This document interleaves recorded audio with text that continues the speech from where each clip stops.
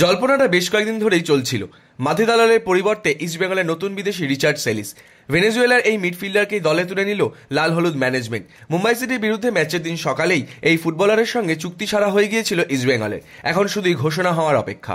মাধি দালাল ছিটকে যাওয়ার পর থেকেই নতুন বিদেশি ফুটবলারের খোঁজ শুরু করে দিয়েছিল লাল হলুদ ব্রিগেড। নতুন উইন্ডো শুরু হওয়ার পর খুব একটা বেশি দেরি করল না ইস্টবেঙ্গল। শুধু মাধি দালালই নয়, সল ক্রেসপোর পরিবর্তে ফুটবলারেরও খোঁজ চলছে।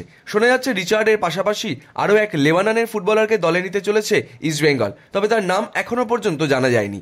মঙ্গলবার সম্ভবত রিচার্ড সেলিসের পাশাপাশি তার নামও ঘোষণা হতে পারে। 28 বর্ষীয় রিচার্ড সেলিস ভেনেজুয়েলার জার্সিতে খেলেছেন বিশ্বকাপের যোগ্যতা অর্জন পর্বের ম্যাচে। শুধু তাই নয়, 2021 সালে কোপা আমেরিকায় ব্রাজিলের বিরুদ্ধেও ভেনেজুয়েলার হয়ে মাঠে নেমেছিলেন তিনি। এছাড়া ভেনেজুয়েলা প্রিমিয়ার ডিভিশনেও দুরন্ত পারফরমেন্স রয়েছে এই রিচার্ড সেলিসের।